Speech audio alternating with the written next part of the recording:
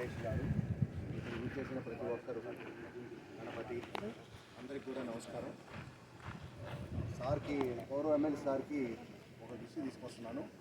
ముఖ్యమంత్రి సారు మన శాసనసభ్యులు గౌరవ ముఖ్యమంత్రి వర్యులు ఒక సూచన చేశారు. సర్క్యులర్ ఎకానమీ అంటారు. సార్ ఇప్పుడు చెప్పారు ఎమ్మెల్సీ సార్. 123 పురపాలక సంఘాల్లో MRF centre, windrows platform, wet waste, dry waste రెండు కూడా 100% ట్రీట్ చేసి రాష్ట్రాన్ని నెట్ జీరో రాష్ట్రంగా చేయడానికి గౌరవ ముఖ్యమంత్రి వారు ఆదేశించారు.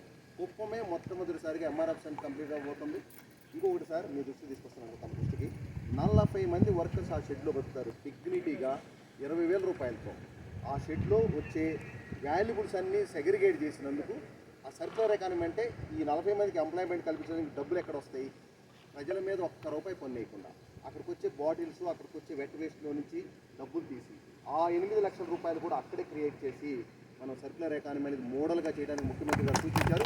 ఖచ్చితంగా ఈ ఊళ్ళో రూపాయి ప్రజలకి ఎక్స్ట్రా ఖర్చు లేకుండా చెత్త నుంచే డబ్బులు తీసి ఆ వాల్యుబుల్స్, ఆ బాటిల్స్, ఆ వెట్ వేస్ట్ నుంచి ఇంకొకటి కూడా sir extended producer responsibility EPR credits వస్తాయి మన మున్సిపాలిటీకి. ఫస్ట్ మున్సిపాలిటీ రిజిస్టర్ చేసాము సిపిసిబిలో, తర్వాత కార్బన్ క్రెడిట్స్ గ్లోబల్గా అమ్ముకోవచ్చు. ఈ రెండు అమ్మినా కూడా నెలకు 4 లక్షల రూపాయలు వస్తాయి. ఇవన్నీ తీసుకొచ్చి పురపాలక సంఘంలో ఒక్క రూపాయి ఎక్స్ట్రా మనం ప్రజల మీద భారం వేయకుండా గౌరవ ముఖ్యమంత్రి గారి యొక్క నియోజకవర్గాన్ని మోడల్గా నిలబెట్టాలని వారు ఆదేశించారు. ఖచ్చితంగా నిలబెడుతున్నాము.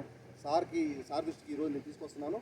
రాబోయే నెల రోజుల్లో 40 మంది ఎంప్లాయ్మెంట్ ఉంటుంది.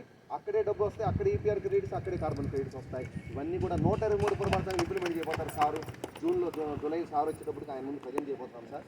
అది ఖచ్చితంగా తమ సూచనల మేరకు నేను ఖచ్చితంగా అవంతా ఈ నెల రోజుల పాటు కష్టపడి అవన్నీ కూడా రెడీ చేసి సార్ ముందు ప్రజెంటేషన్ సిద్ధంగా ఉన్నాం సార్. ఇది రిప్లికేట్ చేయాలి రాష్ట్రం మొత్తం.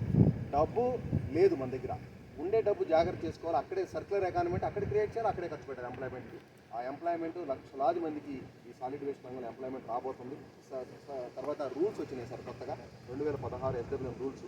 ఆ రూల్స్ కూడా పకడ్బందీగా ఉన్నాయి, చట్టబద్ధంగా ఉన్నాయి. అవి ఖచ్చితంగా ఇంప్లిమెంట్ చేయాలి. ఫస్ట్ పురపాలక సంఘం మనం ఇంప్లిమెంట్ చేయబోతున్నాం ఆ రూల్స్ని. డబ్బు కూడా ఎక్స్ట్రా లేకుండా ప్రభుత్వం దగ్గర కూడా డబ్బుకు పోకుండా ఇక్కడికి అన్ని ఏర్పాటు చేస్తున్నాం సార్.